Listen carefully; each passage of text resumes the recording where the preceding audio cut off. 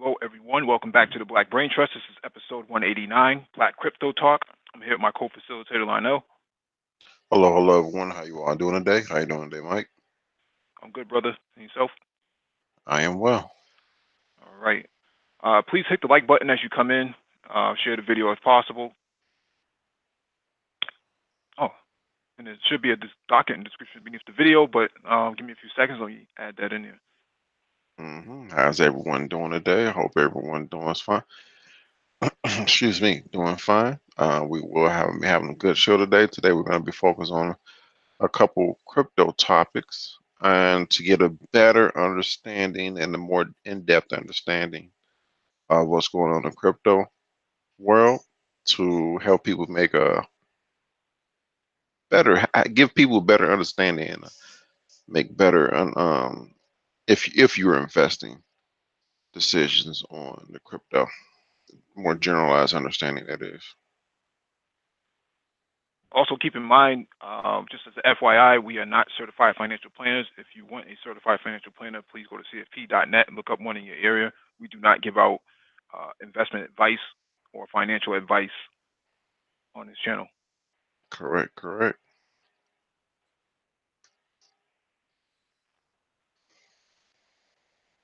All right. And I'm gonna do the share. I'm gonna share my screen and everything, right? Yeah, go ahead. Okay. Up to it here.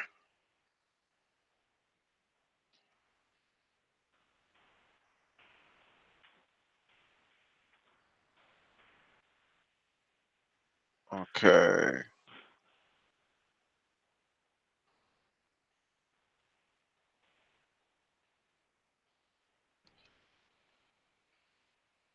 First topic. Excuse me. First topic on the docket tonight is from Cointelegraph.com.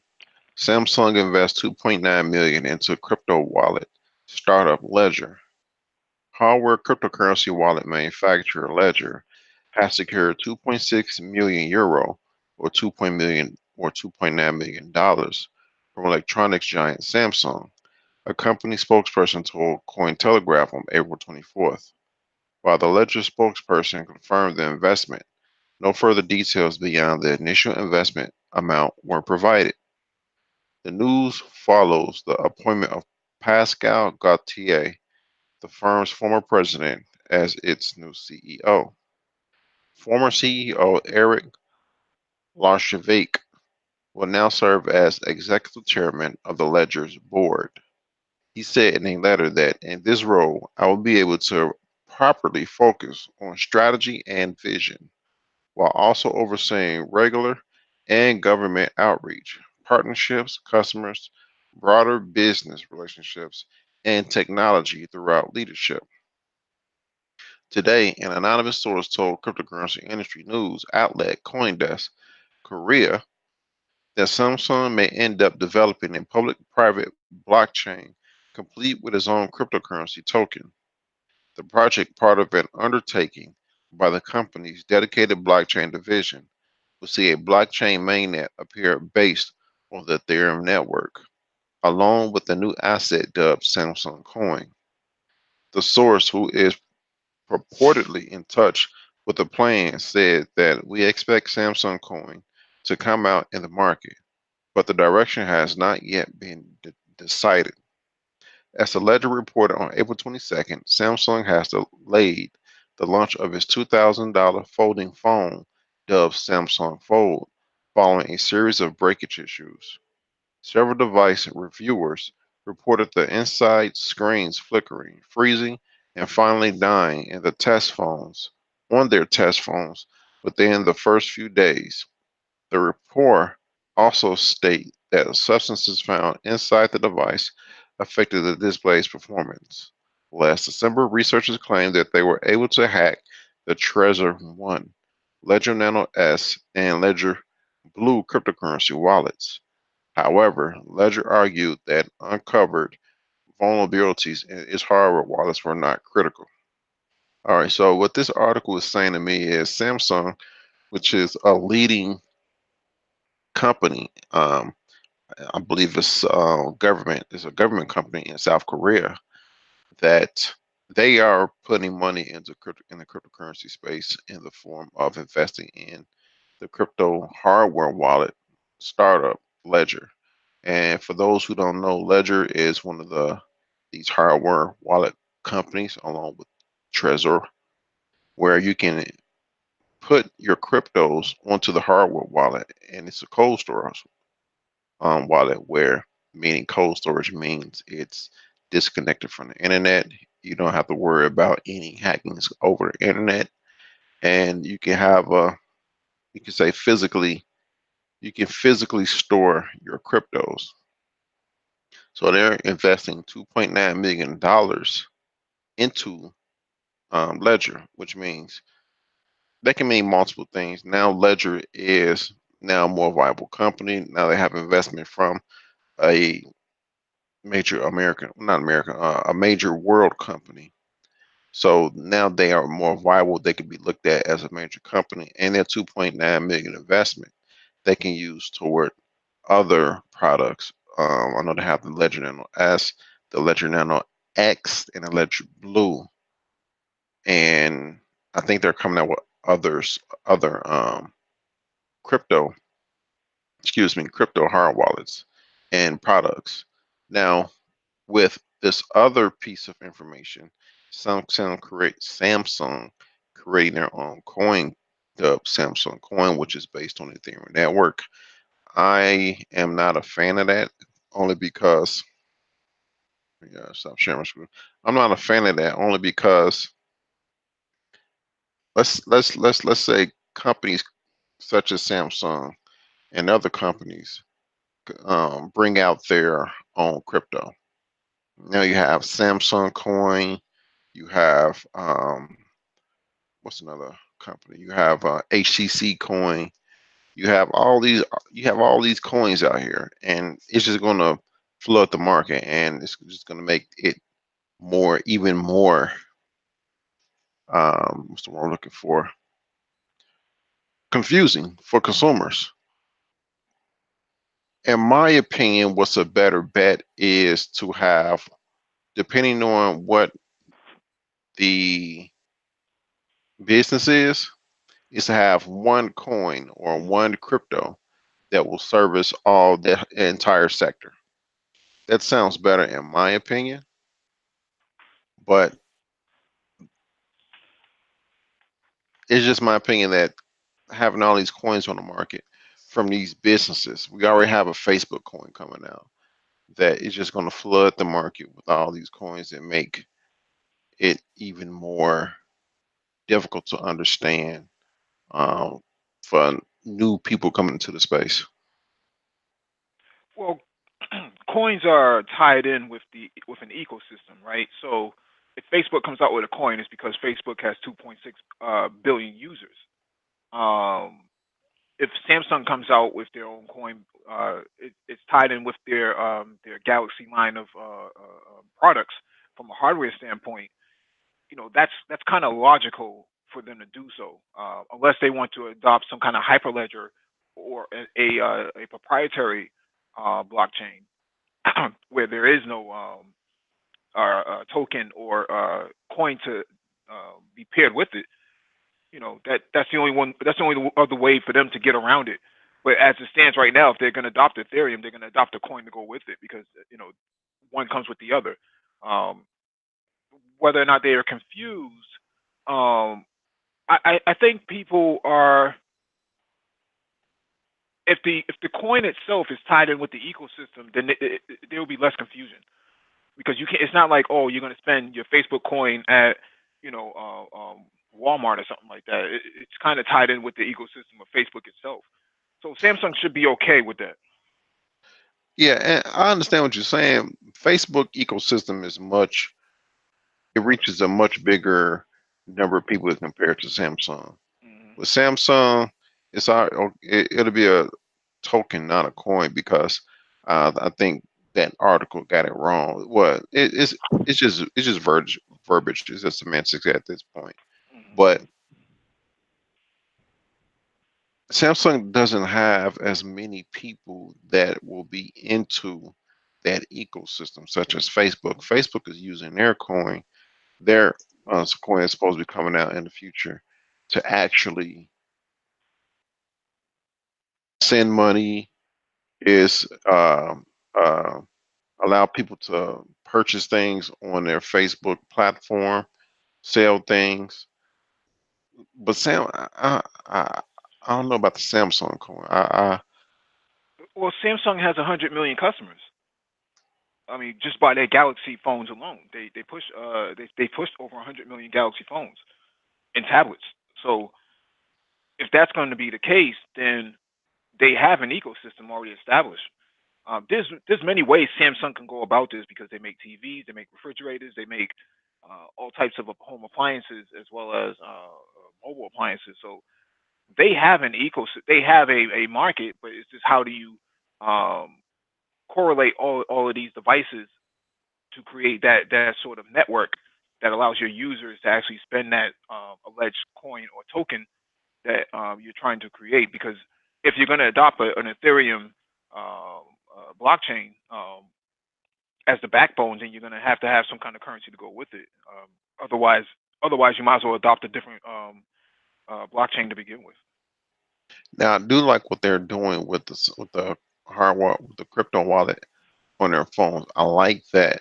Hmm. Um, but then IOTA, well, I'll tie this one in with what is else with another article, another topic article on the docket. I can share my screen with one time. John Ye Jones in the chat just said Samsung just released the Samsung S10, which has a hardware wallet for crypto, 33 Right, million phones, right? So right, and that's why I was talking about the hardware wallet on the phone. 33 million phones is a lot of phones. Right, but at the same time, how many people are into crypto? Only 11% of Americans are into crypto, and on top of that, it doesn't come with crypto. You have to install your crypto on it, and I'm not a proponent of installing large numbers of crypto on a mobile device. It's a mobile device is mainly okay. I'm going out today. I need some change in my pocket. That's what it's for. But it's a start. But their own coin, I have to hear more about what they're planning on doing with it. Hmm. All right, this next article comes from CoinDesk again. Samsung developed Ethereum-based blockchain may issue on. It actually this is the same thing. Um, this actually goes into their own blockchain. So I'm gonna read a little bit. We got keep in mind that we just read an article about their own coin, but it's mainly about their blockchain. South Korean electronics giant Samsung is developing its own blockchain network and eyeing the issuance. Okay, which is own coin, right? An executive coin desk career report on Tuesday, citing a person familiar with Samsung's internal situation, said that the company's blockchain task force, part of its wireless division, is building a blockchain mainnet based on Ethereum. The work, however, is still at the internal experimental stage. The source said, currently we are thinking of private blockchain, though it is not yet confirmed. It could also be public blockchain in the future, but I think it will be hybrid. That is a combination of public and private blockchains. When the development of the blockchain is completed, Samsung may also move to launch a Samsung coin token, according to the report. The person said the market expects Samsung coin to come out, but the direction has not yet been decided. If the company develops a public blockchain in the future, then Samsung coin could be traded publicly on cryptocurrency exchanges, just like Bitcoin and Ether. Samsung could also bring blockchain technology to its payments app Samsung Pay, but the move is not yet decided, according to the source. Samsung's blockchain task force has been in it has been in active development for at least a year, and it is working on a number of projects, according to the report. 2 months ago, the company made a leap into the blockchain arena with the unveiling of its flagship cell phone, the Samsung S10, which has the ability to store cryptocurrency private keys and other features such as support blockchain based digital signatures. In March, Samsung officially revealed the cryptocurrency wallet, which is compatible with Ether and Ethereum based ERC20 tokens, although notably not Bitcoin in early glimpses. According to some reports, the wallet is not yet available in some jurisdictions. The S10 also supports decentralized apps or dApps such as crypto gaming platform Engine, beauty community Cosme, crypto collectible platforms CryptoKitties, and merchant payment service CoinDeck. Now, okay, so a private blockchain mainly obviously it really says in the name it's closed to the public. It's only open to Samsung and Samsung officials. A public blockchain, which the article pointed at, if it's a public blockchain, then it'll have its own coins. Whereas, let me go back. A private blockchain, you can have your own coins, but it's more like that JP Morgan coin where you don't trade it, you don't really hold it. It's it's a settlement in between buying one thing and buying something else. You don't really see it. It operates in the background. That's what I'm thinking.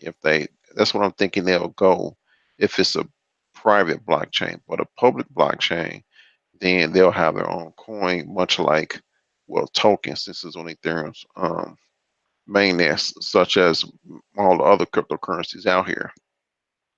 Then it said it'll be traded on these crypto exchanges, but like much like Bitcoin, Ethereum, all the other cryptocurrencies out here. I just don't see. I understand they may be taking advantage of, not taking advantage, but um, this is a hot market, and they saying, well, this is something for the future. But Samsung Coin, I just don't see that as something to be valued. I just don't. Mhm. Uh, Well, yeah, it all depends on Korea. Korea is very big on Samsung itself, right? So Samsung is basically a state-run entity as it stands. So it wouldn't be hard for them to get adoption in their country. And Southeast Asia is like the hottest place for cryptos right now. Um, so it wouldn't be hard for them to move, use this as a way to test the waters to see if anybody responds to it. Um, they can easily gauge their users because they can peek into their user devices and see what people are doing, whether or not they what sites they're googling and stuff like that. All that information can be easily collected on their devices. yeah, and that's understood. Hmm. But just the purchasing, the trading of Samsung coin, it's almost like their stock, the Samsung stock in the crypto world.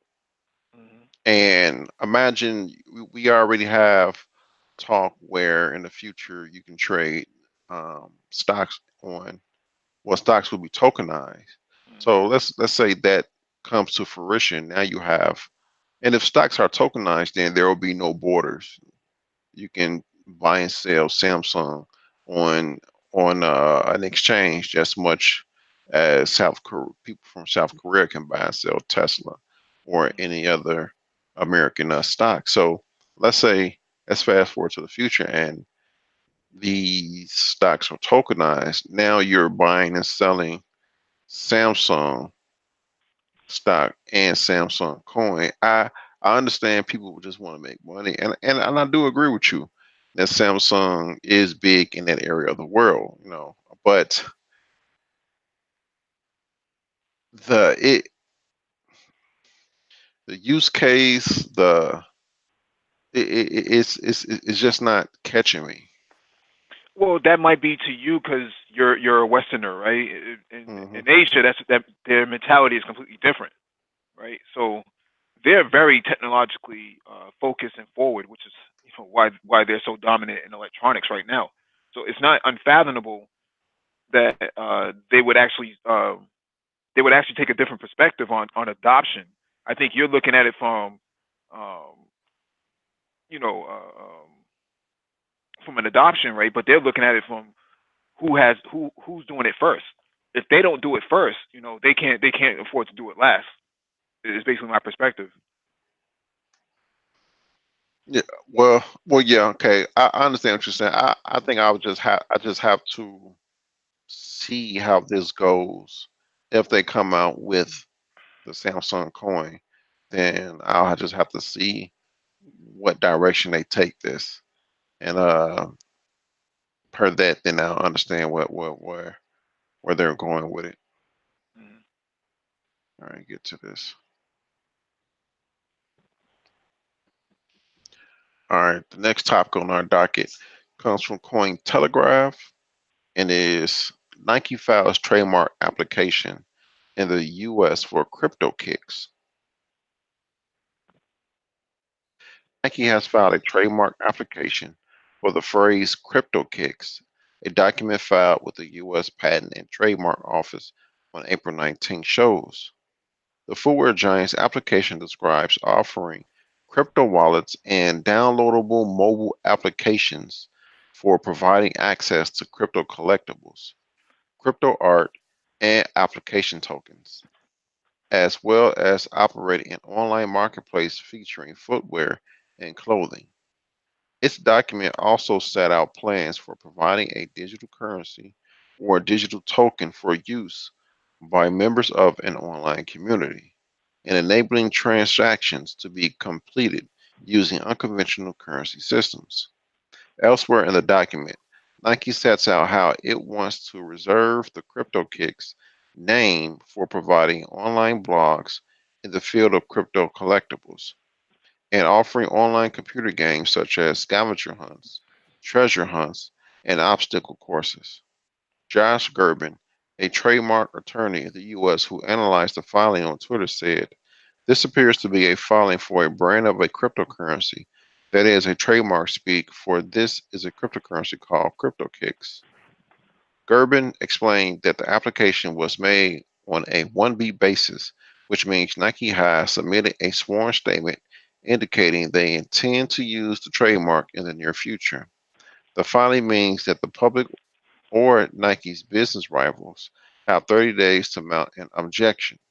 Nike has been pushing its mobile app and social media strategy aggressively, and according to the brand's website, its digital commerce business is now worth $2 billion. I'm going to read another paragraph again. The footwear giant's application describes offering crypto wallets and downloadable mobile applications for providing access to crypto collectibles, crypto art, and application tokens, as well as operating an online marketplace featuring footwear and clothing. Now, for this, I will say it's bringing awareness to the crypto market, but to me, this is similar to the Samsung coin. They're using crypto for as a form of paying for people to pay for Nike shoes and apparel and downloadable wallets, mobile applications. So I see this as okay. If people don't know, Nike has their own app called the Sneakers app. So on the Sneakers app, you can basically go in there and buy shoes on instead of going to Nike.com, go to the sneakers apps. So I'm thinking it may be a situation where you go in there and they may have this art or collectible or some type of paraphernalia where it's a collectible, and the only way to buy it you have to buy a CryptoKicks coin, which is the name of the cryptocurrency, and which is a very bad name, CryptoKicks. It sounds like it's a bad name for one. So instead of going there and buying the fiat, the U.S. dollars, Canadian dollars, or whichever country you're in, you would then have to maybe transfer that your fiat that into crypto kicks in order to buy whatever. Now I'm just imagining where Now you transfer your fiat to crypto kicks, but that's a one-way system where you just put money on this mobile application that's maybe tied to Nike sneaker app, and you just have it on there. I don't have any evidence to say that that will be the case, but again, I I don't see how, other than buying Nike's paraphernalia or them being able to sell more things to the public by offering this. That's outside of that, I don't see what's the use. And keep in mind, I'm a crypto guy. I I I'm in the crypto world, but for this, I don't see the grand use case for this.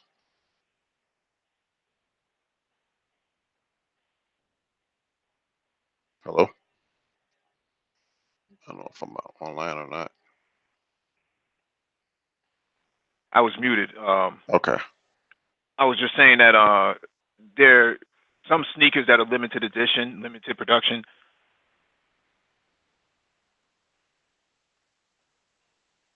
Hmm. um, with a with a tokenized setup. So especially if you could do it on their network. Yeah, and I get it. You have these past shoes like the Yeezys when like he was with Nike that cost a lot of money, but I don't see the use of buying it now. You have to buy these kicks that sell out in a couple of hours. That you have to buy crypto kick coins when previously you bought it in U.S. dollars. Other than Nike capitalizing on an industry, Hmm. but I just don't see the continued. Well, I just don't see the bigger picture in this. That's just my opinion. You know. Let me see what the chat people saying in the chat.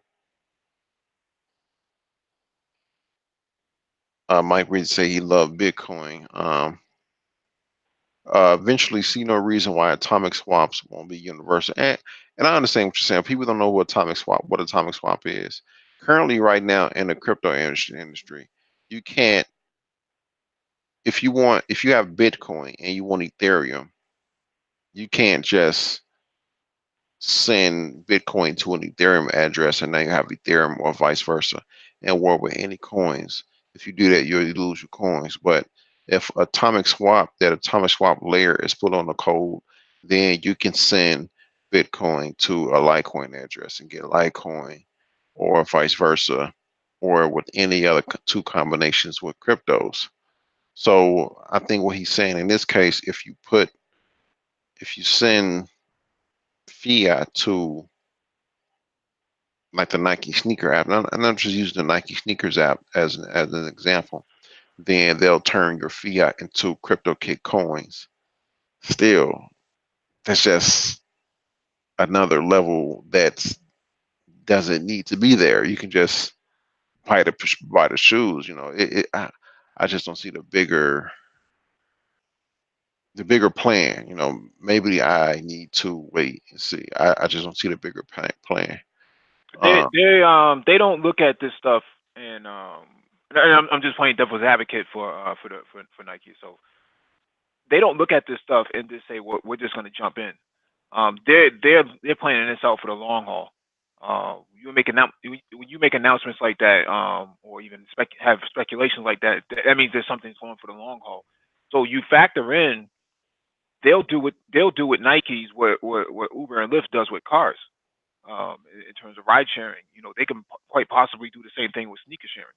You know, they'll release a limited amount of pairs of sneakers and have it put it right back onto their network. You can only get it through their network, and the way you monetize it is through their network. There's a lot of ways that they can go with this from a marketing and business standpoint. Mm. Now, Mike Rizzi says centralized coins. We call that PayPal. Now, PayPal can have a PayPal coin. That to me, this is what they're saying. With PayPal, you can have money on PayPal and use it for backup. But now all of a sudden, PayPal says, "Well, we have our own crypto, and it's called a PayPal coin." Well, and I understand your devil's advocate. Because again, like I said, I don't see the bigger picture.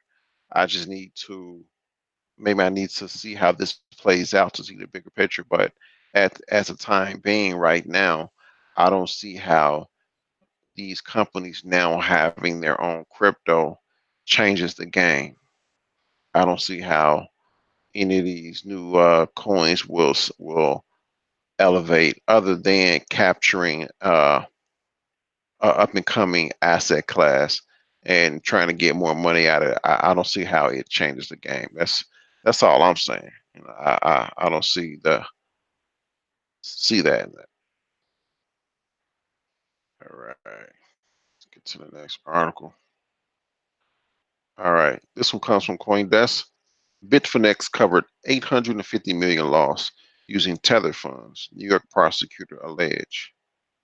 The New York Attorney's General office has alleged that crypto exchange Bitfinex lost 850 million and subsequently used funds from affiliated stablecoin operator Tether to secretly cover the shortfall. According to a press release issued Thursday, NYAG Letitia James announced that she had obtained a court order against iFinex Incorporation, which operates both Bitfinex and Tether, ordering them to cease violating New York law and defrauding New York residents.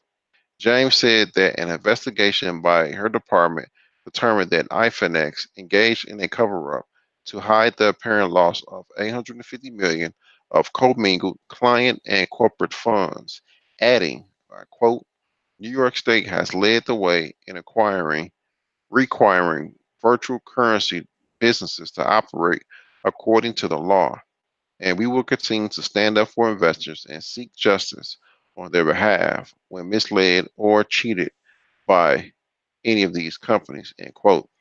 According to the statement, Bitfinex sent 850 million of customer and corporate funds to Crypto Capital Corporation, a a payment processor that is said to be holding funds from other exchanges as well, such as Quadriga CX. Funds from Tether's reserve were used to make up the shortfall,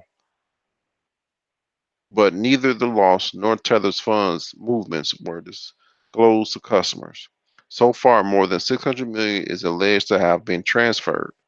According to a filing attributed to Assistant Attorney General Brian Whitehurst, the probe began sometime in 2018 and appeared to have been driven because, despite claims to the contrary, OAG has reasons to believe that Bitfinex still allows New York based individual investors to deposit, trade, and withdraw virtual currencies and engage in other transactions on the Bitfinex trading platform.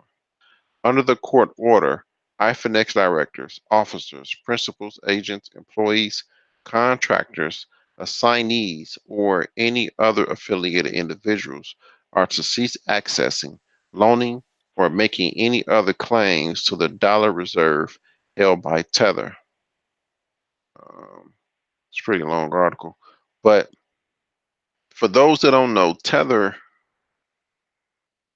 back in 2017, when the first bull run, when Bitcoin was about $900 to $1,000 and ended the year on a $20,000 high, there were reports where Tether printed out billions of dollars of Tether, well, billions of Tether. Tether is a stable coin. It's always tied to one. It may jump, drop down to 97 cents. It may go up to $1.04, but its mean is one. And Bitfinex owns Tether. So people believe that Tether is what drove Bitcoin to the high of $20,000. Because once Bitfinex printed all that tether, they purchased Bitcoin with all the tether driving up the price. Now we're seeing that from 2017 all throughout 2018, people wanted to audit Tether. But what happened was Tether in the beginning said no, then they said yes, but the people they allowed to audit them came from inside the business of BitMEX and Tether.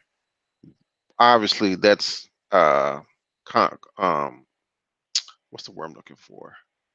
Um, Conflict of interest.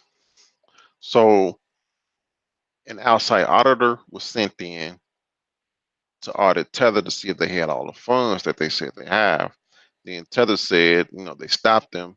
They said they tried to audit all of their books, which is basically what an audit is. This outside audit firm did not, or this was not allowed to go any further. Now they're saying that Bitfinex lost 850 million and tried to cover it up with Tether funds a few weeks ago.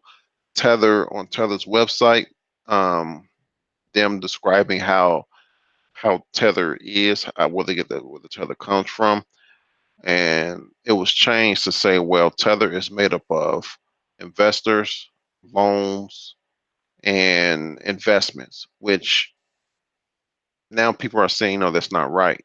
So what they're saying here in this, to tie all that into what they're saying here is, what they're saying is basically Bitfinex is printing enough money trying to cover their shortfall of $850, $850,850.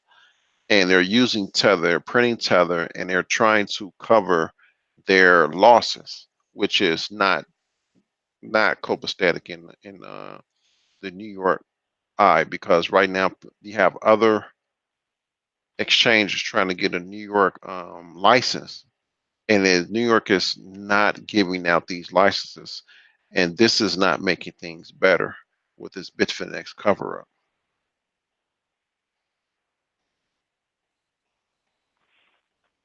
Okay. Let's see, okay, get to this next article.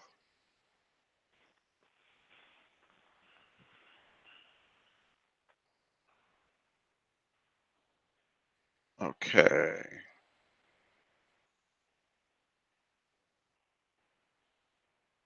all right, this next article comes from Bitcoinist.com. Nobody shields Bitcoin quite like the International Monetary Fund, or IMF. The IMF may have accidentally delivered its biggest advertisement for Bitcoin yet, as it argues for negative interest rates. Bitcoin proponents thank IMF again. Retweeting a blog post from February this year, the financial organization reiterated its faith in centralized banks increasing negative interest rates, essentially taxes on using money. In a cashless world, there will be no lower bound on interest rates.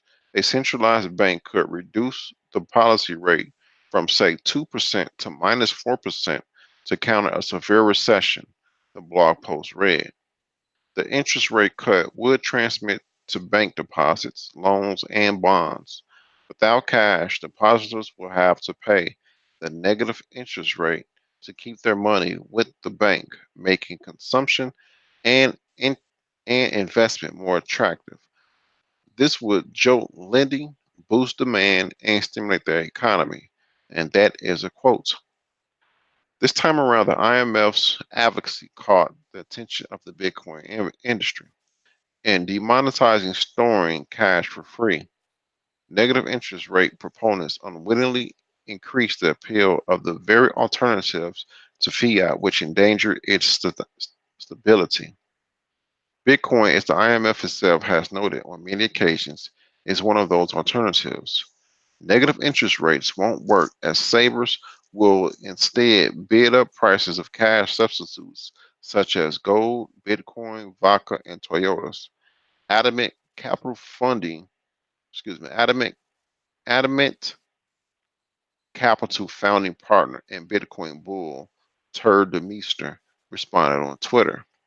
Others followed suit, wirely thanking the IMF for endorsing keeping wealth outside the fiat-based financial system.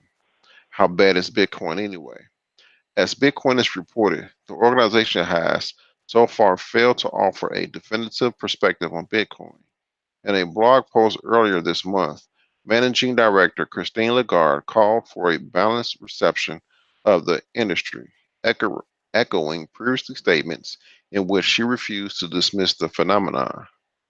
The line runs in stark contrast to the much more damning verdicts from other global financial structures, such as the Bank of International Settlements, or BIS. Above all, we must keep an open mind about crypto assets and financial technology more broadly, not only because of the risks they pose, but also because of their potential to improve our lives, she wrote. At its annual spring meetings event in Washington last month, at its annual spring meetings in Washington last month, meanwhile, the IMF, together with the World Bank, listened to no fewer than three countries express their determination to issue a Bitcoin bond. This argued representatives of Afghanistan, Tunisia, and Uzbekistan could shore up industry in the face of problematic borrowing access. Facilitating its issuance would be blockchain technologies such as Hyperledger, Afghanistan added. So this is big. Um, to read that quote again, in a cashless world, there will be no lower bond on interest rates. A central bank could reduce the policy rate from, say, 2% to minus 4% to counter a severe recession. So what they're saying is, if another recession hits, then not instead, what these central banks can do is go into your bank and charge you even more money for storing your money in their bank at a 4% clip per year. So if you have X amount of dollars, 4% of that is going to the bank, and that could offset a recession or pad the IMF and these other central banks from taking a big hit when another recession hits.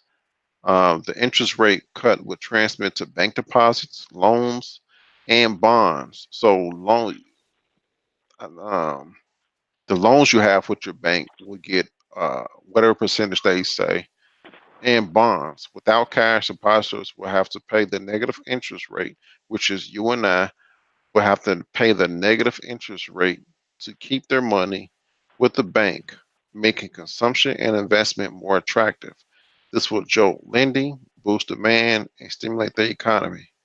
So basically, what they're saying, and the title is the article is Nobody Shields Bitcoin Quite Like the IMF. What they're saying is, with these negative interest rates, why would people keep their money in a bank when they can then go to these alternative investments such as Bitcoin and not get charged to keep your money in the bank? That's big. They're talking about charging you to keep your money in the bank. Well, most banks do that. You have to keep Yeah. $100 in there, bare minimum, and you also have to take out a certain amount, make a certain amount of withdrawals per month as well. So the the bank is as a brick and mortar institution also has to pay bills too. So there's an incentive for them to actually charge you. However, the reason why you won't see too many people jump to cryptos or jump to put their money into some form of next generation fintech bank is because a lot of those banks are not insured. hmm Yeah, the FDIC quarter million Right, insurance, right. but that I'm not saying it will be 4%. They just use the negative 4% as an example, but Who knows what the negative interest rate will be to hold your money in there? And as we all know, we all talk about the unbanked as if it's people that's not in the United States that are unbanked. There's a lot of people in the United States that are unbanked. Hence, example, these predatory payday loan um, places, Hmm. which means a lot of people can't afford to even keep that much money in the bank account. Now you're charging them even more, a negative interest rate to keep their money in the bank, which means imagine the fees. You know, if you go a penny under zero, you're getting charged $27, $30. Well, the issue, in the United States is that we don't have a public banking system. That's where the major area of concern is. Without a public banking system, you're gonna have predatory agents or institutions going after the underprivileged or the underserved. So that's where that problem is, and until people actually put that on the ballot of their next presidential cycle or their next elections, that won't change. It has to have a public banking system in order for that to get rid of the predatory institutions. Mm. Yeah, I just think that negative interest rate that can be a very fast snowball Hmm. that's going to affect a lot of people. All right, so let me get to this next article. This next article comes from Daily Huddle, and this is the one I was going to tie in with the Samsung articles. Jaguar Land Rover offers a crypto reward in IOTA. Digital asset soars 20%. British car manufacturer Jaguar Land Rover has launched a cryptocurrency initiative. In exchange for customer data, drivers will be able to earn IOTA through a smart wallet. The collaboration would allow drivers to earn crypto while on the road, earning credits for automatically sharing information about traffic jams and potholes. They can also spend IOTA automatically to pay for tolls, parking, and electric charging. Drivers will be able to use their rewards to buy food on the go. Smart Wallet removes the need for drivers to hunt for loose change or sign up to multiple accounts to pay for a variety of everyday services. Smart Wallet uses the latest cryptocurrency technology, and Jaguar Land Rover has partnered with the IOTA Foundation to harness distributed ledger technologies to make and receive these payments. Unlike other similar systems, due to its structure, it requires no transaction fee to operate, and over time, transactions will get faster across the entire network. Forecast to include some 75 billion connected devices by 2025. Drivers could also top up the smart wallet using conventional payment methods. The partners have more than just cryptocurrency solution in store for drivers. Jaguar Land Rover software architect Russell Vickers says the connected car technologies we are developing will be transformative and truly turn your Jaguar or Land Rover into a third space, in addition to your home or office. In the future, an autonomous car could drive itself to a charging station, recharge and pay, while its owner could choose to participate in the ride sharing economy, earning rewards from sharing useful data such as warning other cars or traffic jams. IOTA is 30 cents at time of writing after jumping 20% today to 32 cents, up from 26 cents on April 28th, according to the data compiled by CoinMarketCap. It really goes into okay. Now, I see this as more viable than Samsung Coin because with the Samsung Coin, you're having a business dictate the use of the coin. With IOTA, you're having a technology dictate the use of the coin. Therefore, with IOTA, you can use it. You can use exactly what they said in this article, not only with Jaguar, But in past articles I've read, IOTA has partnered with Volkswagen and other cars. IOTA is an Internet of Things. That's in their name. IOTA, Internet, IoT, Internet of Things. Crypto, which means it's going to be used across a broad space. Now, what to read a little bit deeper into this article, it said, where is it at? All right. Um, they can also spend IOTA automatically for pay automatically pay for tolls, parking, and electric charging, which means those tolls will have to be equipped to take IOTA, which means infrastructure. Those parking garages will need to be equipped to take IOTA, and those electric charging stations across. And these are things that are across the country. This is this is adoption. This is broad adoption, built out adoption. Those charging stations will need to be able to accept IOTA. Now you have a smart wallet. So in this smart wallet, what will happen is you once you earn IOTA, it will go on the smart wallet, which you have control of. It's not like it'll be downloaded on your computer. It'll be on, let's say, your Jaguar or Land Rover. Now, as you go along, the tolls you can pay in IOTA in the same coin that you um, acquired through sharing information of traffic jams and potholes. So now it's I'll say a circular economy.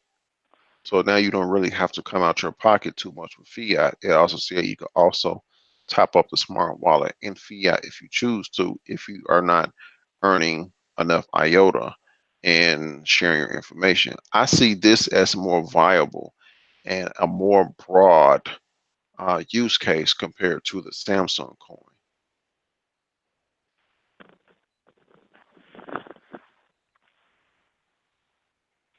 Yeah, Hello? I think the Okay. Singaporean government had adopted IOTA as well, and the Taiwanese government has adopted it as well. So using it for identity access management. So that's a really huge thing because now you're talking about putting state credentials on IOTA as a way to speed up the process for smart cities, because hmm that's what that's going to be tied into. And for those, IOTA doesn't use a blockchain; they use a tangle.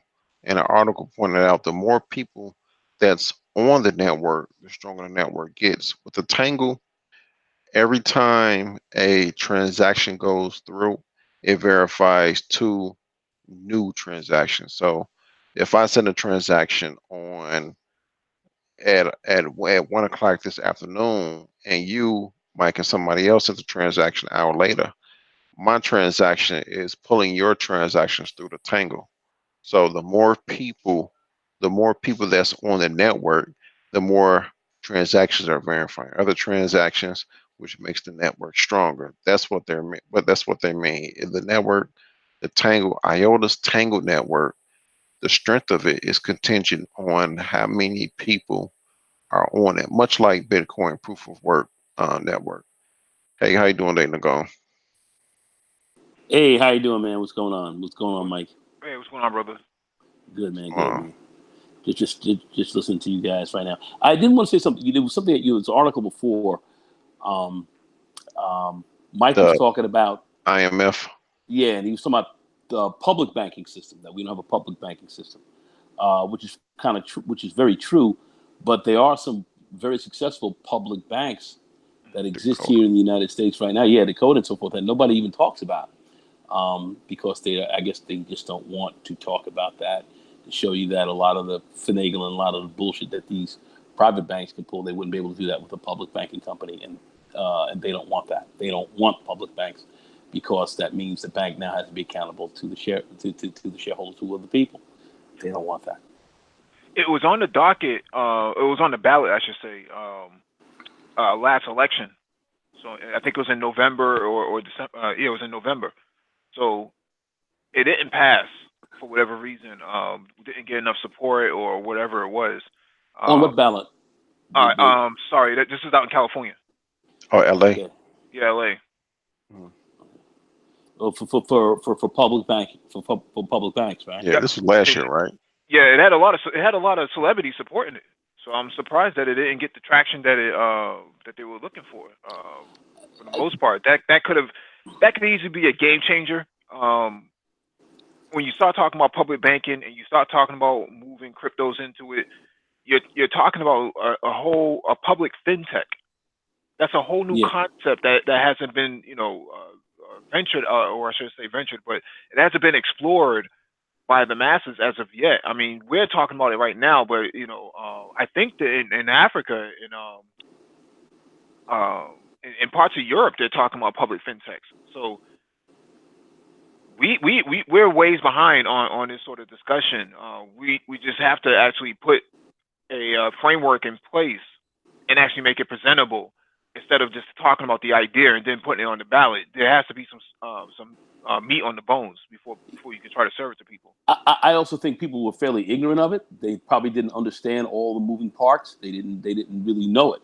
So I think, when I say ignorance, I don't mean that people were stupid. They just were not as aware as to what was really going on. They weren't. The public wasn't really educated, and I also say that that's somewhat of a media issue, because had people talked much more deeply about the public Bank of North Dakota and so forth, and how that's been around for well over 100 years, and no one wants to touch it.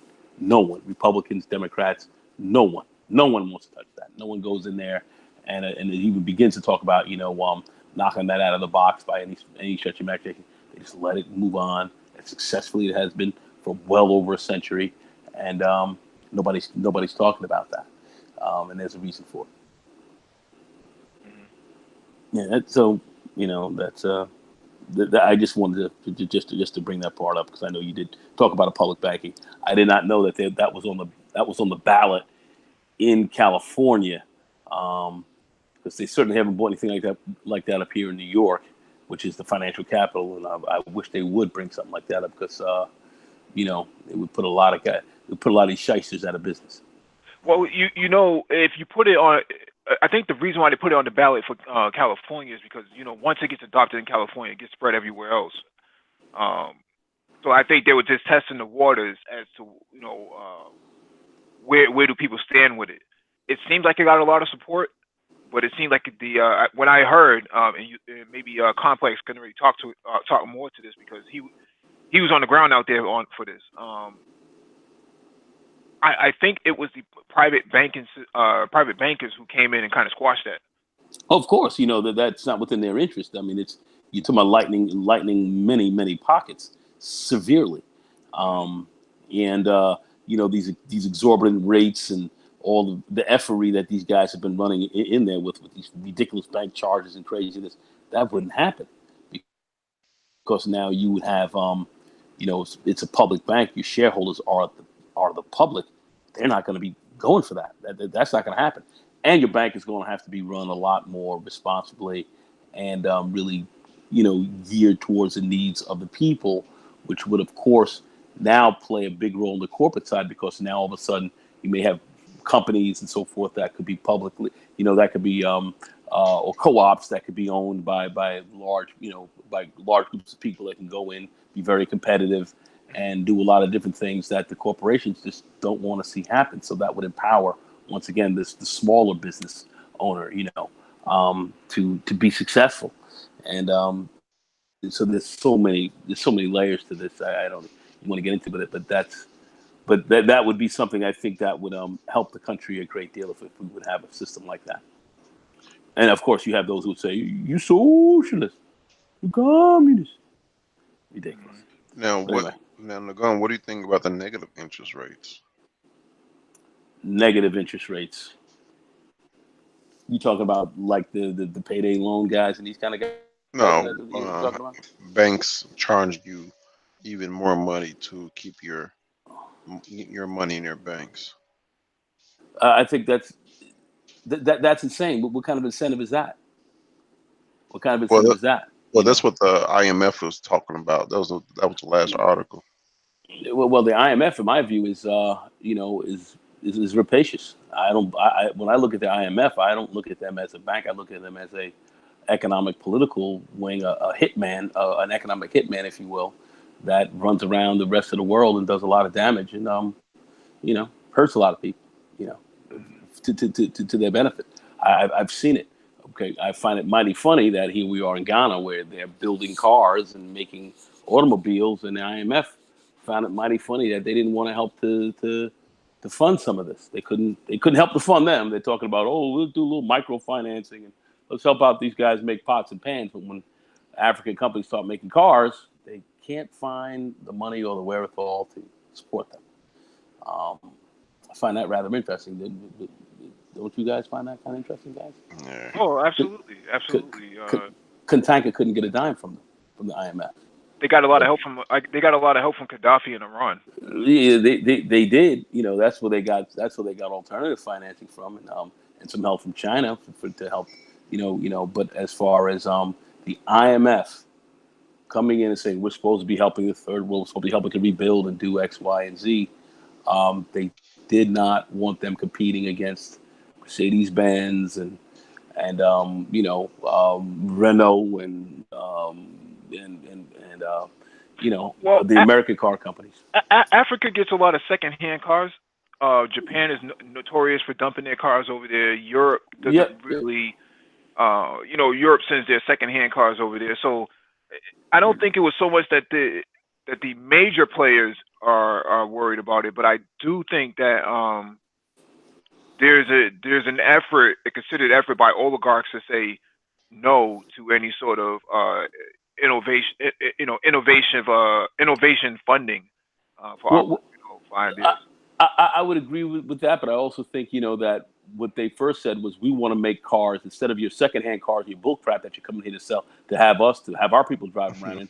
We're going to cut your ass out, and what we're going to do is we're going to make our cars kind of like the Germans did with their Volkswagen, their Volkswagen or the Volkswagen, their car for the general person there in that society and culture. That's what Kantanka and these guys were looking at doing for the Ghanaians. And, the IMF found that a problem. Right. Is what I'm saying. They found that as a problem. So the IMF, I find them rapacious. I believe that they are part of the economic hit squad of the West. And that's how that's how I perceive them. And I know that there are those who will possibly not like hearing that, or we may not agree, but unfortunately, there's been way too much of this over the years to totally support what I'm saying, especially on the African continent. Like that. Well, they were building the same cars down in Venezuela as well.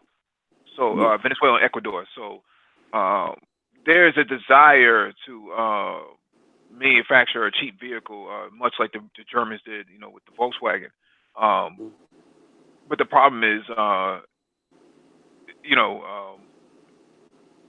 you're not getting international support, then it really, hurts your credibility, because you really need supply chain logistics in order to keep a brand like an operation like that up and going.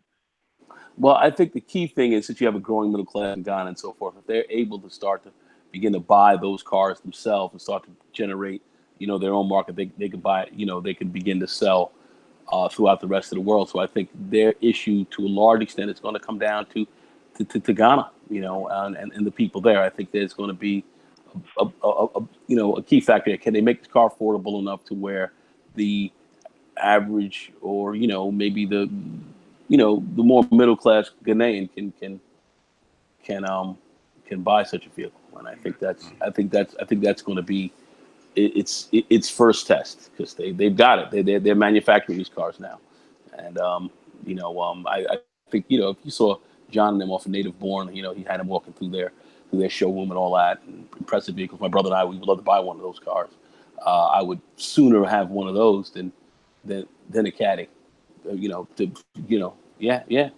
have that. And making that connect where African Americans and so forth buying vehicles from there, then they're selling vehicles here. Then we can have dealerships and so forth. There's a lot that could really help, and they don't want that, man. They don't want. That's that fourth, industrial revolution of which they don't want you to be a part of, because now you're not only getting into gas-powered vehicles, you're getting into self-driving vehicles and electric vehicles and all that goes with it, and the technology. Those guys are on the cutting edge there, um, on the tech side, which some people are not aware of, but they are, and you know, there's a lot that as you know, with cars. If you're manufacturing cars, then it's not too far off where you're manufacturing aircraft and other types of things. Mm. Let me get to this next article. This one comes from Bitcoinist.com. E-Trade is readying Bitcoin trading for 5 million customers report. Following news that broker TD Ameritrade is testing BTC spot trading platform giant E-Trade is reporting getting in on the action. According to sources, E-Trade is preparing to support Bitcoin and ETH trading to its 5 million customers. E-Trade getting on the Bitcoin bandwagon. According to Bloomberg, an anonymous source claimed that the firm would initially offer just Bitcoin and Ethereum trading. More currencies, however, could join these two in the future. Bitcoin author Nathaniel Popper had also tweeted news of the move earlier in the day. Tweet is in the wake of TD Ameritrade quietly opening Bitcoin trading for some of its customers. I was just told that E-Trade is preparing to begin offering both Bitcoin and Ether trading to its 5 million or so customers and is just finalizing a third party to actually hold the coins. According to Popper, E-Trade has only to finalize a custodian service before the finished product is ready for customers. If confirmed, E-Trade would be one of the largest security brokers to integrate crypto trading. TD Ameritrade confirmed current position. As Bitcoiners reported earlier this week, TD Ameritrade seems to be testing Bitcoin and Litecoin spot trades on NASDAQ via its brokerage platform. This in addition to its already offered Bitcoin futures trading.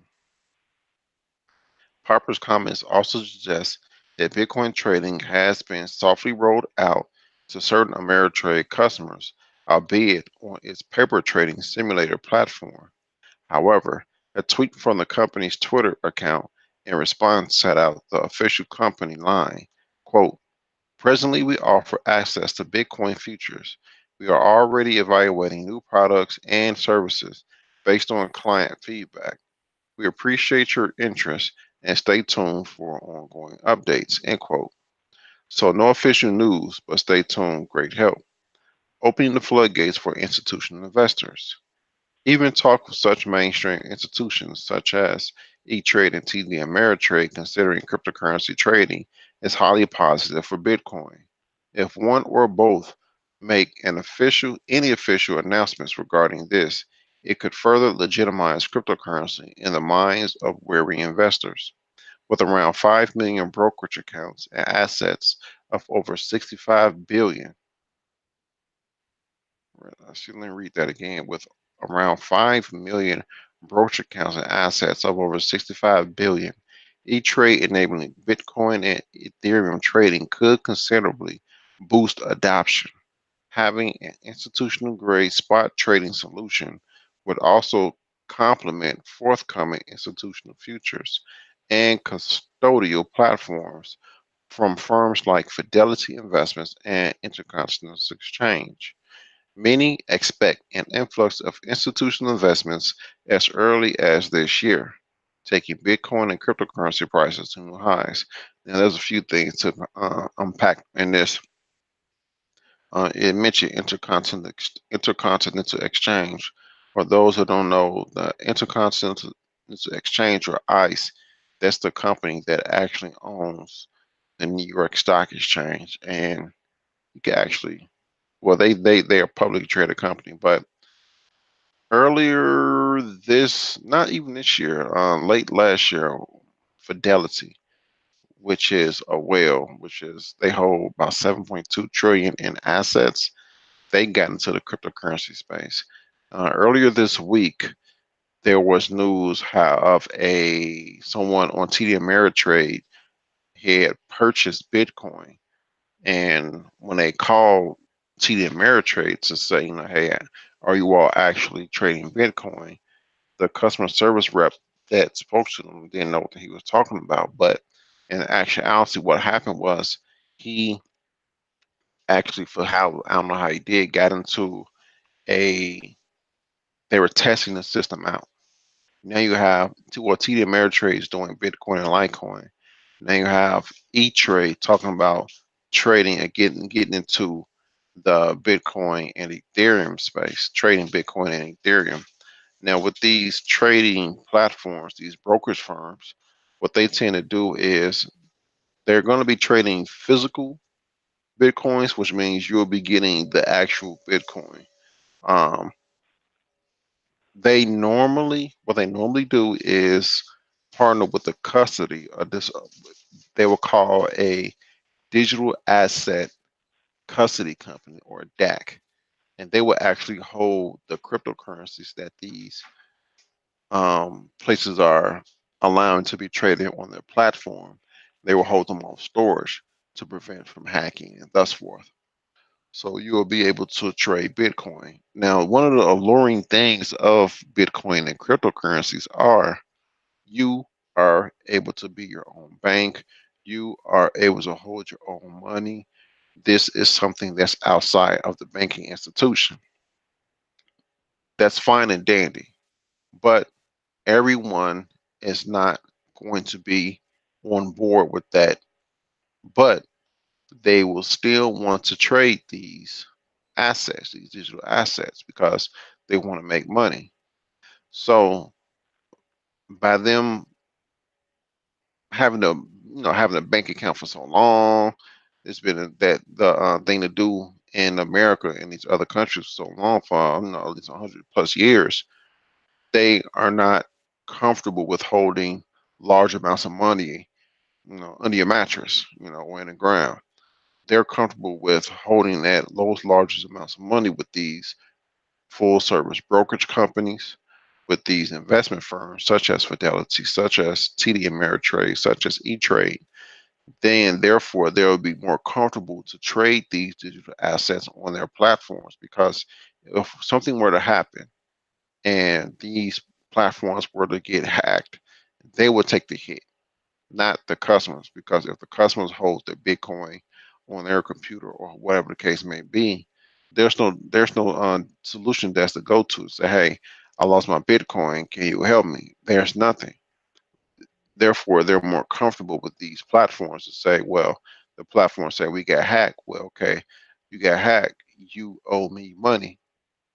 So this is actually a good thing that E-Trade and other brokerage services are getting to the crypto space, because that allows even more people to trade these digital assets.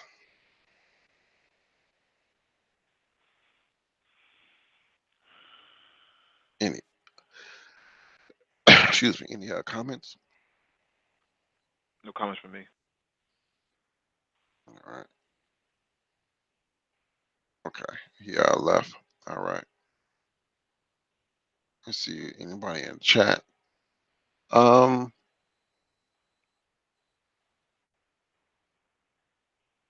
nope, nope, nothing in the chat. So let's go and get to the next topic on the docket.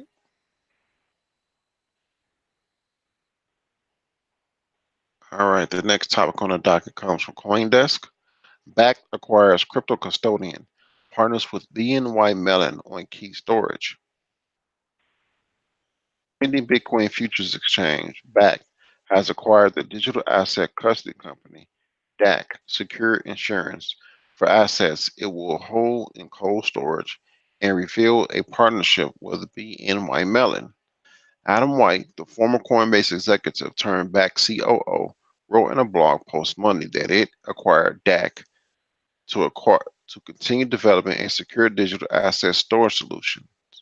DAC's team share Bakkt's security first mindset, he wrote, while also bringing experiences in building its own secure and scalable custody solutions.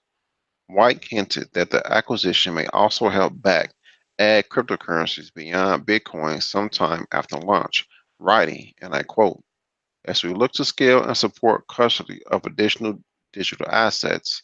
DAX native support of 13 blockchains and 100 plus assets will serve as an important accelerator, and we're pleased to welcome Matthew Johnson, Adam Healy, and the entire DAC team to BAC, end quote. BAC did not reveal how much it spent to acquire the custodian. To further aid its storage solutions, BAC has been working with global bank BNY Mellon to set up geographically distributed private key storage. White wrote, BNY Mellon has a long history of storing institutional clients' assets, including hedge funds, asset managers, and broker dealers, he said. The exchange has also secured insurance for funds stored offline. BAC uses both warm online and cold offline wallet architectures to secure customer funds. The majority of assets are stored offline in air-gapped cold wallets that are insured with a 100 million policy underwritten by leading global insurance carriers, he wrote, though he did not identify who these carriers were. White also confirmed Monday that BAC was seeking status as a qualified custodian through the New York Department of Financial Services. If granted, the exchange would be able to provide a regulated custodian for any crypto assets that it holds, which may ease its launch of physical Bitcoin future contracts. As previously reported, BAC's original plan to custody Bitcoin itself and settle contracts through its parent firm's warehouse, ICE Clear US, may fall into a regulatory gray area. It, its launch has been indefinitely delayed pending approval by the US CFTC. As I was reading this, I thought about something. You have all of these. Okay, for those who don't know, BAC, as I mentioned, when I mentioned ICE, for people that remember, I mentioned ICE, the International Continental Exchange. They are the company that owns the New York Stock Exchange. Well, BAC is a subsidiary of NYSE, the New York Stock Exchange, and they're going to be strictly dwelling, yeah, I say dwelling into the crypto sphere. What this article is saying is BAC wants to deliver physical Bitcoin futures, meaning once that contract settles, then they'll ship you the Bitcoin. They'll send you the Bitcoin. So, So, oh, go ahead. so they want to have option strategies with respect to Bitcoin as well. Yeah, they're whatever is in the traditional finance instrument, whatever investment vehicles in the traditional space, they're going to apply that to the crypto space. The only thing is in the Oh traditional. boy. I know. Hold on. Let me get this out. Only thing in the traditional space is they can rehypothecate. They can say, well, there's 3 million shares of Tesla, but they can actually sell you 4 million shares. But with crypto, and I know you're going to say something about this, it's harder to rehypothecate. That's not to say it's impossible, but it's harder to rehypothecate those mathematically backed assets of Bitcoin. Um, as a matter of fact, as I say this, because Bitcoin can be split up. Well, stocks can be split up too, can be fractionalized. Bitcoin can be fractionalized, but the thing is, what they're trying to do is what they're doing in this. What this article is basically going down and saying is the custody solution is just a company that holds the crypto offline. You know, they're going to hold a portion online because of actual trades, the volume of trades, day by day trades, but the majority will be held offline. That's cut off from the internet to prevent from hacking because these are digital assets. That's basically what this article is saying. And what as I was reading the article, what came to my mind is the FDIC insurance. Either they're going to have to increase that with these cryptos or just increase that across the board because the amount of money that can be lost because of hacking, that that money supply is going to have to be increased in order to cover those. So let's say Bitcoin goes to $200,000, and you have all these people that invest in Bitcoin when it's a couple $1,000, and it goes shoots up to them. So now you have these hacker groups hacking your platform, the E-Trades, the BACs, all these other platforms, and they actually run off with a couple Bitcoin, a couple Ethereum, Litecoin, or whichever cryptos that's going to be trading that platform. I have Which a question. Yeah. Who's going to be the custodian of record of these Bitcoins? Who's going to be the custodian of record? Who's going to be holding these? Okay, well, the record is going to be the blockchain, but is there a brokerage firm that's going to be the custodian of record on this? well, Ethereum is a blockchain, but ultimately this is going to be held in some kind of brokerage well, account or some yeah, kind of custodial separate account or something right, of that nature. right. The when I say physical crypto, the actual digital numbers are going to be held in a custodian business, like in vaults that are going to be off chain. It just said they're going to be held in different geographical. Okay, to further aid its storage, back has been working. Oh man. What? Go ahead, spit it out. Spit it out. This shit is getting worse by the minute. Anyway, Go ahead, spit it out. I mean, no. I know. I want you to finish that because I have something. Well, Just continue to finish. Go ahead. what I was going to say is, if they're hacked and these cryptos go as high as people say they're going to go, which means people are going to want their money back. They're not going to get their money. They're not going to get their crypto back because there's only a certain limit that's going to be there's only 21 million Bitcoin. Let's I'll say this to make it easy. If if that Bitcoin is hacking, they run off of their Bitcoin, they're not going to then get Bitcoin back. There, I believe, this is my opinion, that the E-Trades and the BACs and TD Ameritrade is going to reimburse those investors in fiat, which means that FDIC 250 a quarter million is not going to cut it. They're going to have to, and they're going to have to raise their insurance up in it either across the board or in the crypto space. Because So if you tell a person that, so okay, I they got lose five Bitcoin. Bitcoin. They're gonna give back cash. Is what you're Right, saying. right. They're gonna give them back cash. If you got okay, Butler, you got 5 Bitcoin, and you went in the game and you said, well, I'm put $20,000 down, and I get 5 Bitcoin, and now next thing you know, Bitcoin went up to $250,000. Now you worth $1.25 million, and all of a sudden TD Ameritrade get hacked. Well, they're going to settle you in fiat, but they say, well, according to the FDIC, we can only give you the max we give you back is $250,000. People are going to raise hell. In my opinion, they're going to have to raise that and the FDIC insurance, if not just pertaining to the crypto You sphere, see, or I don't know, but that's what I see. They're going to have to raise that.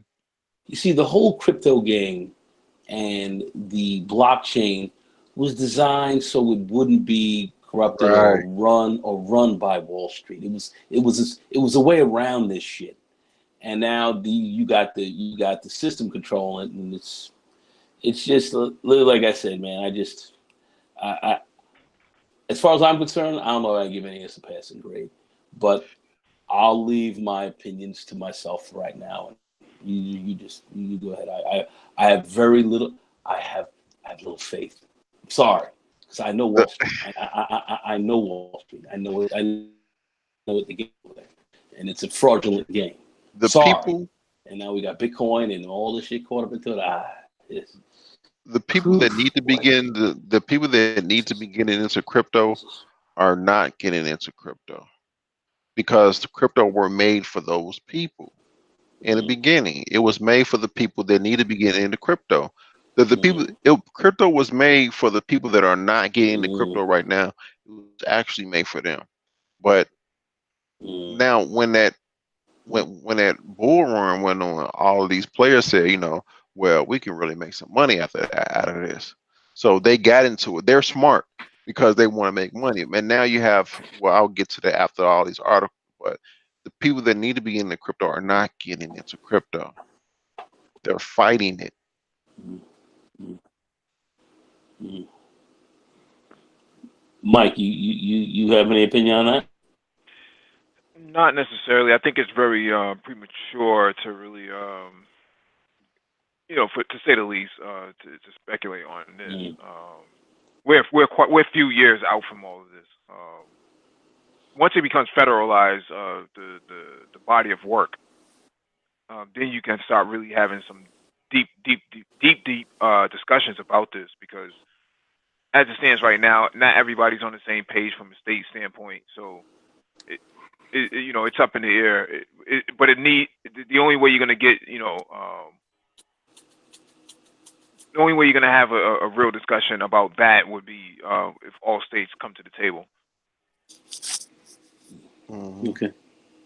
Yeah.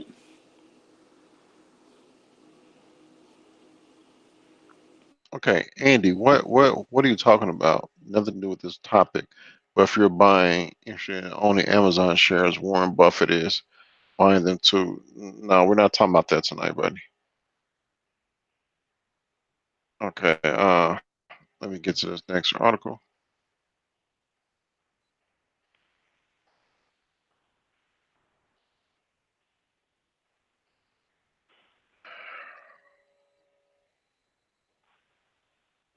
All right, this article comes from CoinDesk. A glimpse of banking's future. Live on the Ethereum blockchain.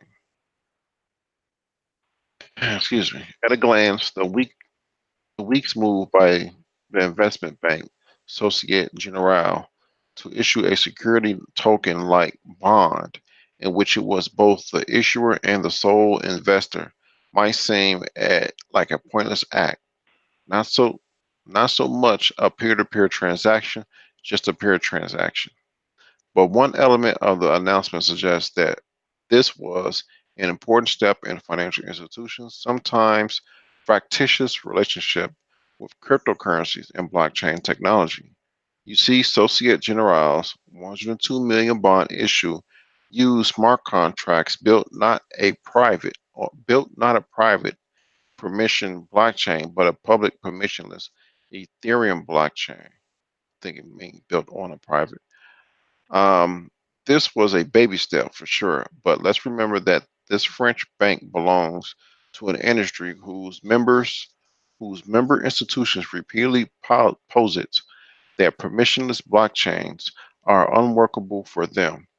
Banks have made various arguments for why they feel compelled to use private permission versions of this technology because they are beholden to know your customer and compliance rules that aren't easily enforced in a permissionless environment because their competitive interests require a level of privacy that can't be issued on a transparent public setting or because public blockchains probably base standard for confirming trade settlement falls short of Wall Street's lawyers call settlement finality. This is pretty thick. Yet, here was the 19th largest bank in the world experimenting with the public model. It will be way too premature to say that Associate Generals has discounted those industry concerns about permissionless blockchains, concerns that are more likely founded on fears of the threat to existing business models than anything else. But the French bank's move could also signal an acknowledgement that banks can't afford to turn their back on the disruptive threats and opportunities posed by permissionless protocols such as Bitcoin and Ethereum. All right, we get into it. Societe Generale appear to be placing a side bet that the future evolution of digital finance will play out much as the battle of supremacy in next generation communications technology did in the 1990s. Tested lest it be left on the wrong side of history. A bet that open systems win. At the end of the 90s, it had become clear that the public, open, and operable internet had beaten out private, closed, walled garden intranets such as Prodigy, AOL, and Francis Minitel to define the new architecture for worldwide information sharing. It has since become accepted wisdom that the Internet's open global source provided superior proved superior because it imposed no limit on network size or on the breadth of potential connectivity, and because permissionless innovation enabled a global developer talent pool of unlimited size and collective brainpower. It's reason it's reasonable to assume, though, by no means guaranteed, that history will repeat itself with the struggle over the future of financial systems. Yes, the unique sensitivities and regulatory framework surrounding finance creates a substantial barrier to entry that protects incumbent institutions, those for whom closed wall garden approaches protect their competitive positions. But at the end of the day, money is just information. Communities will tend toward free and open systems for using it. And what is that what Societe Generale is betting on? Perhaps. While the deal was an entirely in-house affair, the bank did make the bond terms par passer with its other covered bonds, a category of debt that securitize a public balance sheet assets. That means that future owners, whoever they may be, will have equal ranking and risk exposure as any investors in Societe Generale's more conventional bond issues. And with a 5-year maturity, there is ample time for the bank to take the more radical step of seeking outside buyers in a secondary market scale once it has a blessing from regulators.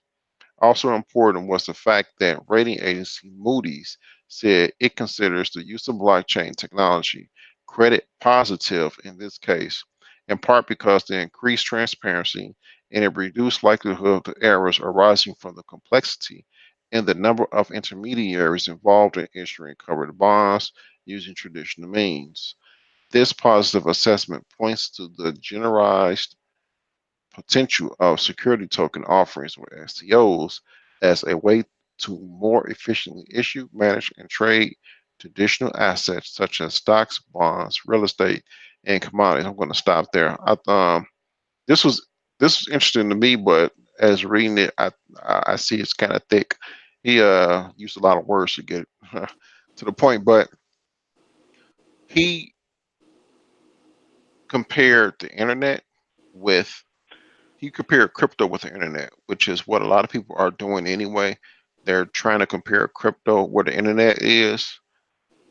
I said that wrong. They're trying to compare where crypto is to where the internet is. They're saying crypto is like where the internet was in 92, 95, that type of deal. Mm. Um, what he's saying is in the beginning, if for those of us that was there for the beginning, internet was really slow. You had the modem, you had the dial-up, you had the AOL disc coming in the mail. It was very and it was very cumbersome, and it was to a lot of people it was very off-putting. Why It, would you it, want to use the it, internet? it, it was very clunky. It was clunky. Right, It was clunky. right. It was Yeah. very clunky. So a lot of people didn't use it because of that fact.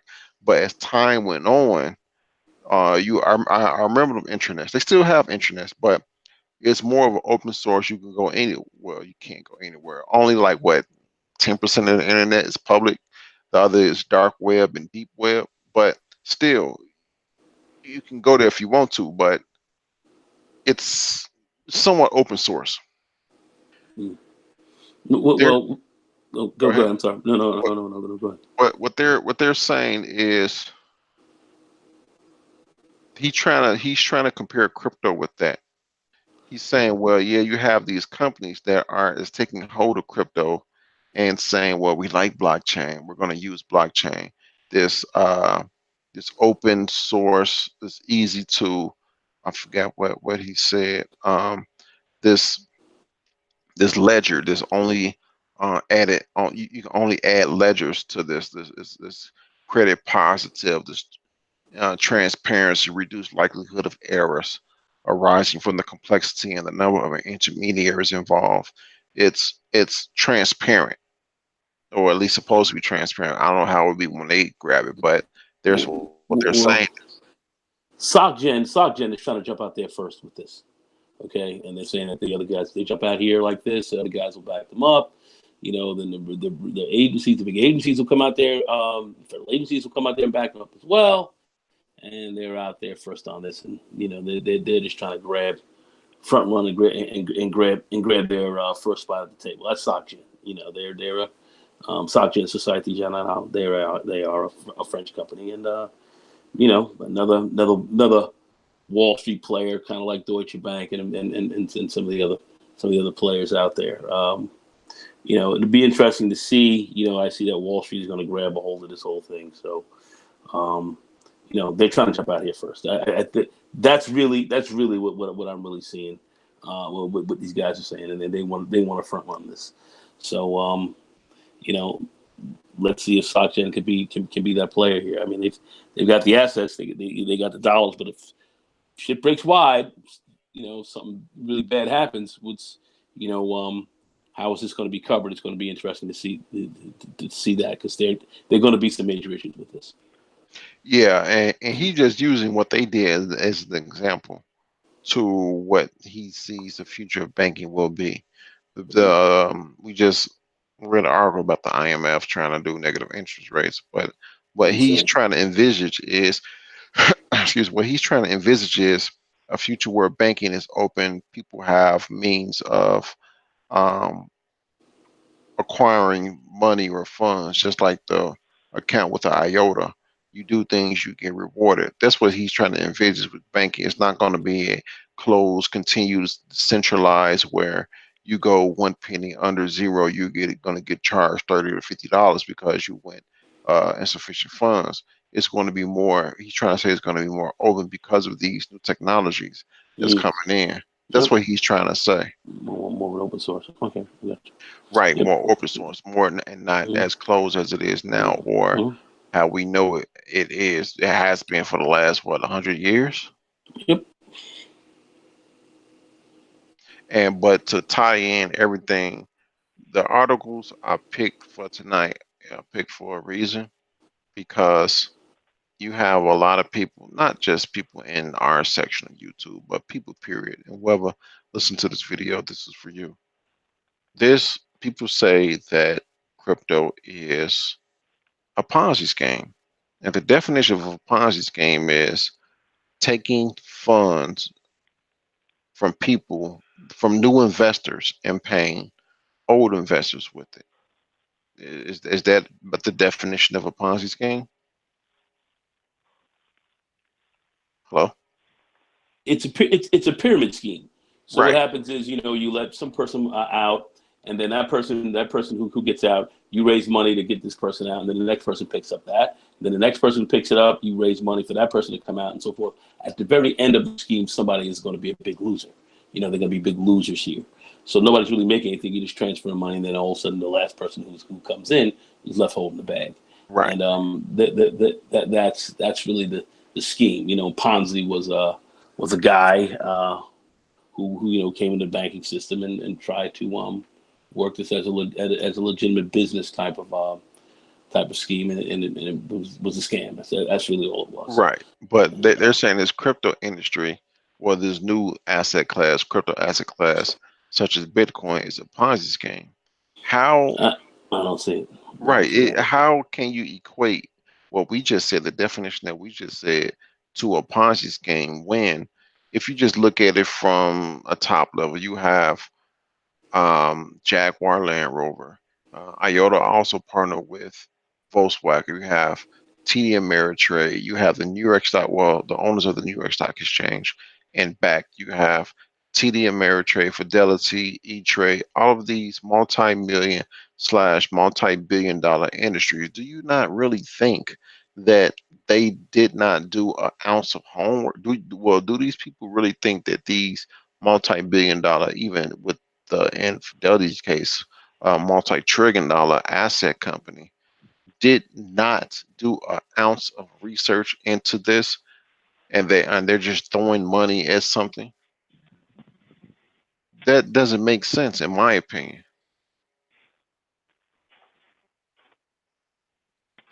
So when people say these things are Ponzi schemes, I said earlier, the the crypto was made for people that should be getting into crypto. Um, Bitcoin's Genesis block, it referenced a newspaper heading in, I don't know the name of the newspaper. It's in like London, England. It basically says second bailout of banks.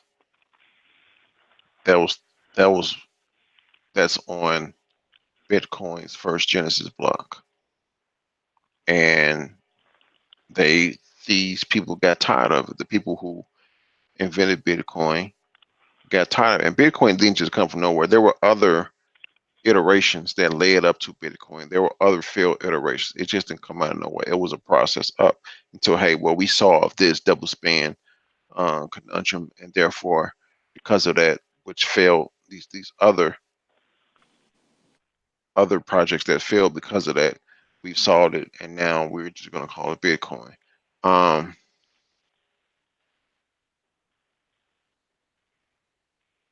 Now the people that need to be investing in this new asset class are not investing into it.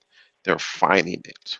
And they're fighting it with information that they don't know, with information that cannot survive a deep conversation, with information they've heard elsewhere. And they're fighting their chance to pull themselves out of debt. And people that people that are so used to entertainment are now trusting their entertainer's word as something to live by, and it's debilitating them. It's going to hurt them in the long run. They're going to hate themselves.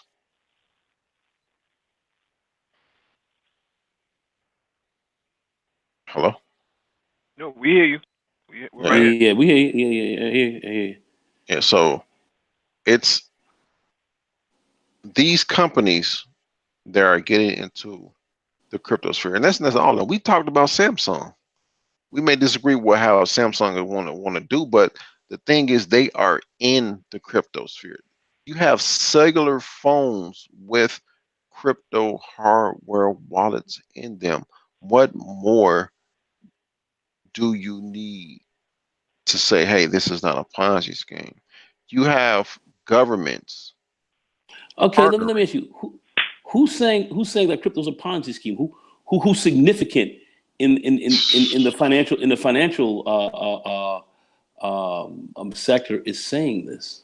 Well, they came out. J.P. Morgan, Jamie CEO Jamie Dimon, he's been bashing crypto, but all the time he's been bashing crypto, reports had where it came out later on came out said all the while he's been bashing crypto, he was actually mining Bitcoin. Yeah, I mean, Jamie Dimon is, he's a salesman. I mean, this guy's a huckster. He's bashing it because he wants to basically find a way how he, JP, and those other guys can get better or further control over this thing. To say Right. we need to control it. So I mean, that's where these guys are coming from. I'm not holding a lot of stock in trading with what Jamie Dimon's got to say with respect to that. But Go the to thing hell. is, but the thing is, people that they don't understand money, or just have a generalized understanding of money, they believe these people. They say, well, if Jamie Dimon said it, he CEO of JP Morgan Chase, then I must listen to him.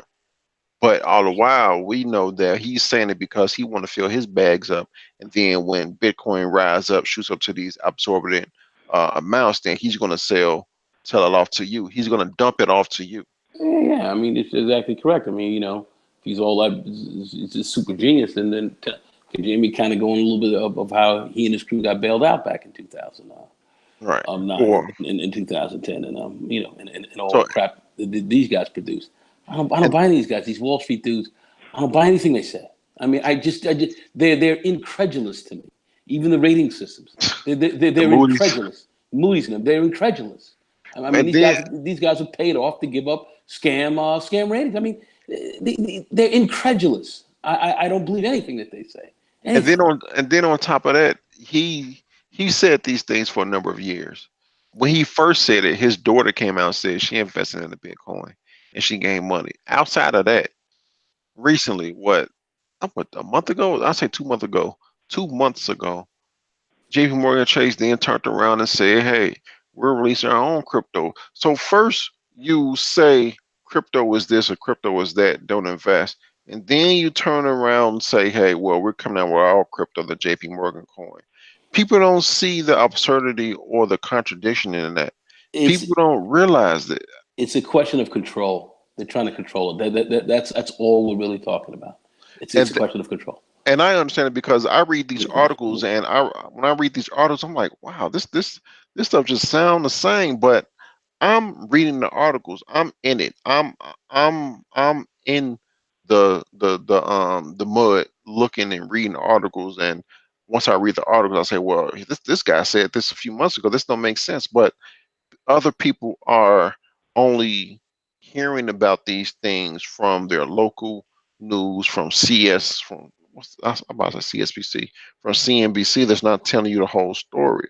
So they're giving you this information from a narrative. Well, this person said this, but they're not saying, well, a few months ago they said this. Something squirrely here. Yeah, people are not really looking and doing their research, and it's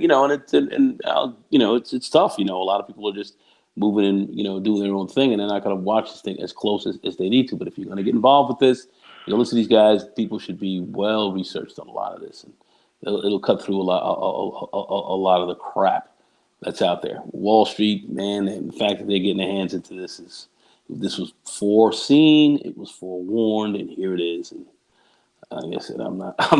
You guys can obviously see I'm not very happy about a lot of this. Yeah, and I see that now. If you want to get into this, you have to put in some type of work in reading and doing your own.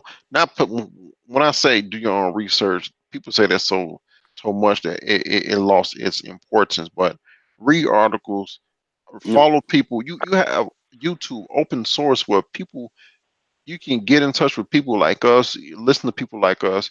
We have hangouts. Let's talk about this stuff, and we're here to help you get a better understanding, a more clarified understanding of what's going on. But people don't do that. They rather fight us when you should be getting into this. This is specifically made for you, but you're fighting us and it doesn't make any sense.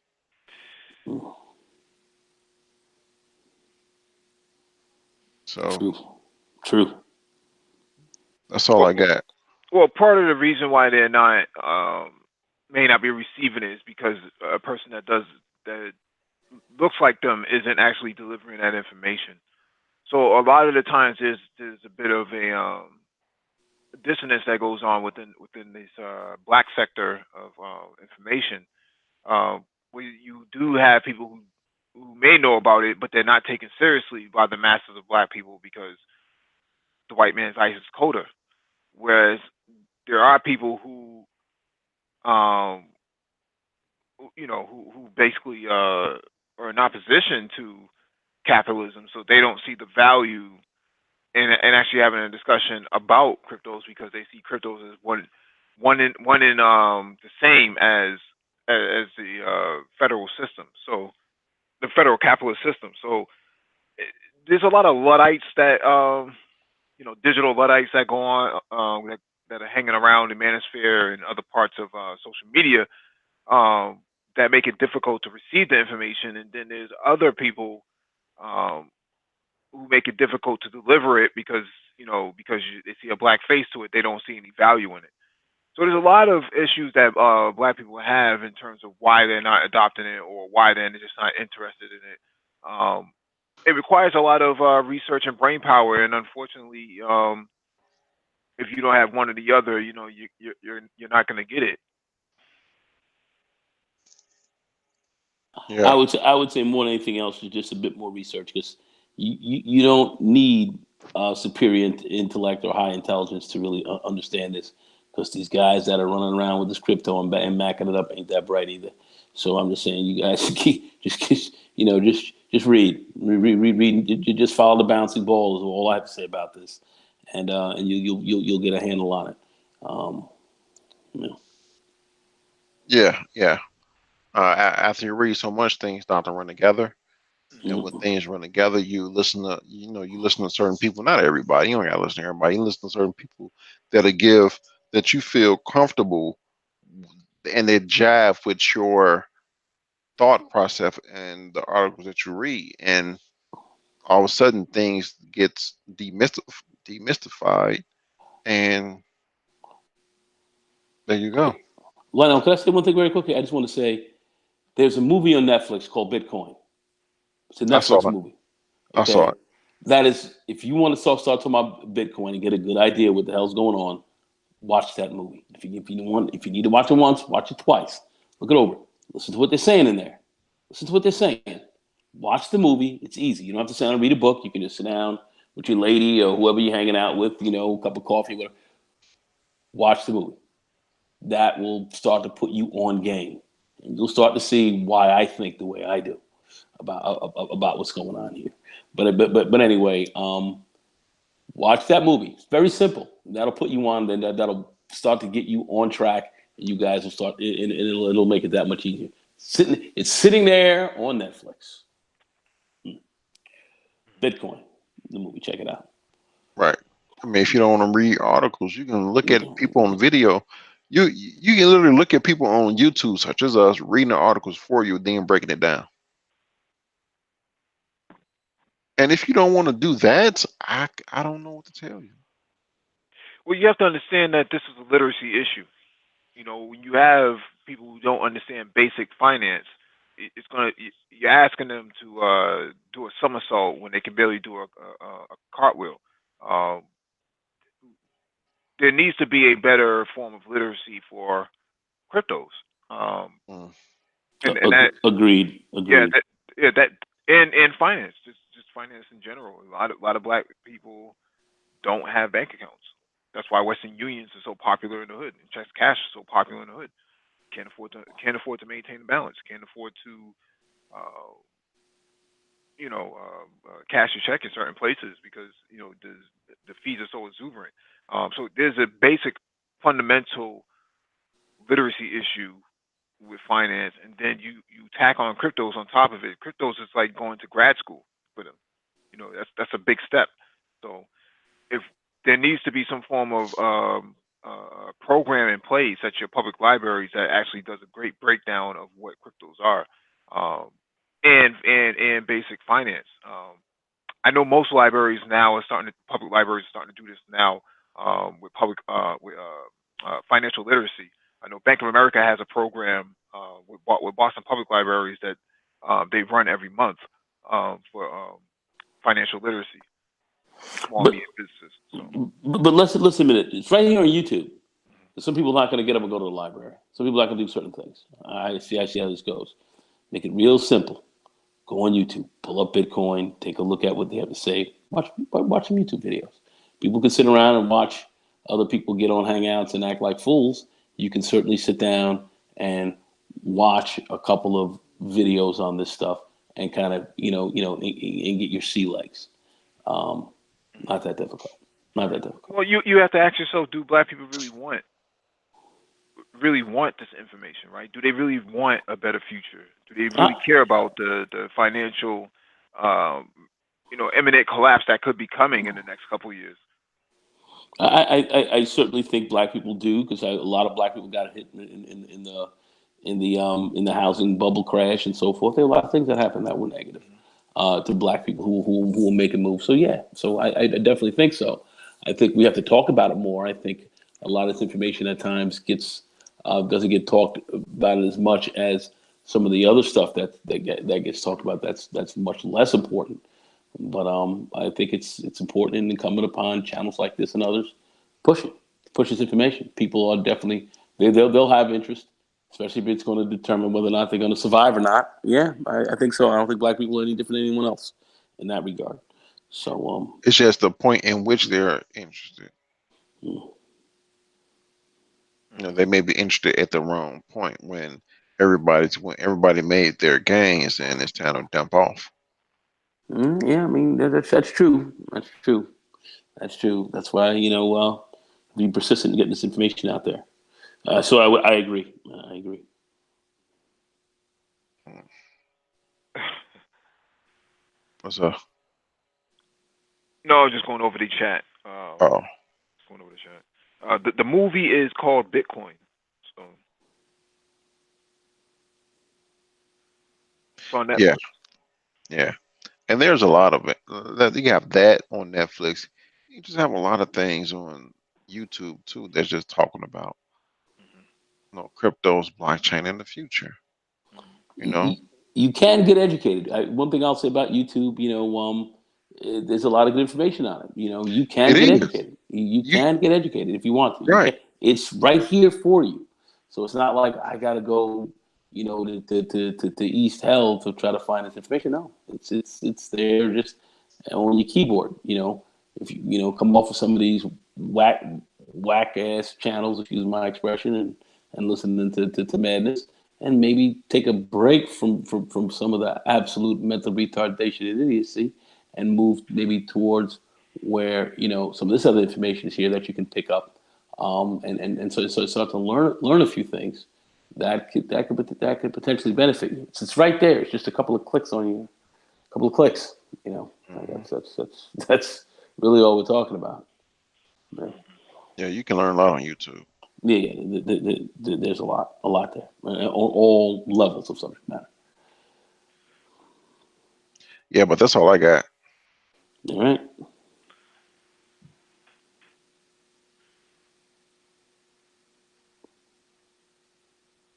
Mike, you there? CR Frank says Pundi X making big moves in Dubai. 11% airdrops hodl. Yeah, yeah. Pundi X. They made a phone, point of sale devices. It's a couple of things that they did to show a use case. Gentlemen, I'm gonna have to drop off for a minute. I don't know if you got a lot more. I'm gonna see if I can come back here in a few. There's something I need to take care of. All right, And all right, all right, all right, guys. But all right, All right, we'll. great stuff. all right. Great hangout. Okay, guys. Thanks. All right. Yeah.